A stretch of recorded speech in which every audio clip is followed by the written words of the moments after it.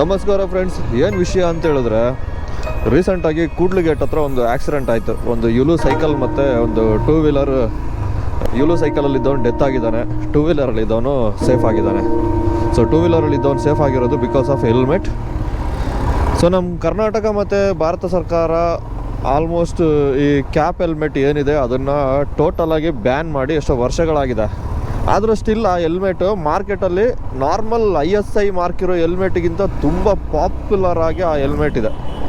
ಅದು ಬ್ಯಾನ್ ಮಾಡಿದ ಮೇಲೂ ಮತ್ತು ಅದು ಹೆಂಗೆ ಮಾರ್ಕೆಟಿಗೆ ಬರ್ತಾಯಿದೆ ಅನ್ನೋದು ಗೊತ್ತಿಲ್ಲ. ಸೊ ನಮಗೆ ಗೊತ್ತಿಲ್ಲ, ಬಟ್ ಸಂಬಂಧಪಟ್ಟ ಅಧಿಕಾರಿಗಳಿಗೆ ಇದೆಲ್ಲ ಗೊತ್ತಿರುತ್ತೆ. ಸೊ ಎಲ್ಲಿಂದ ಬರ್ತಾಯಿದೆ, ಯಾರು ಸಪ್ಲೈ ಮಾಡ್ತಿದ್ದಾರೆ, even A to Z details ಕೂಡ ಗೊತ್ತಿರುತ್ತೆ. ಎಲ್ಲ ಲಂಚಕವ್ರಾಗ್ಬಿಟ್ಟಿದ್ದಾರೆ, ಏನು ಮಾಡೋಕ್ಕಾಗಲ್ಲ. ಬಟ್ ಇವಾಗಲೂ ಸ್ಟಿಲ್ ಆ ಹೆಲ್ಮೆಟು ಮಾರ್ಕೆಟಲ್ಲಿ ತುಂಬ ಈಸಿಯಾಗಿ ಎಲ್ಲರ ಕೈಗೂ ಸಿಗ್ತಾ ಇದೆ. ಸೊ ಇವನ್ ಅದು Flipkart and Amazon, India mart, Meesho ಇದರಲ್ಲಿ ಕೂಡ ಅವೈಲಬಲ್ ಇದೆ. ಸೊ ಇದಕ್ಕೆ ಸಂಬಂಧಪಟ್ಟ ಅಧಿಕಾರಿಗಳು ಯಾರಿದ್ದಾರೆ ಅಂತ ಗೊತ್ತಿಲ್ಲ.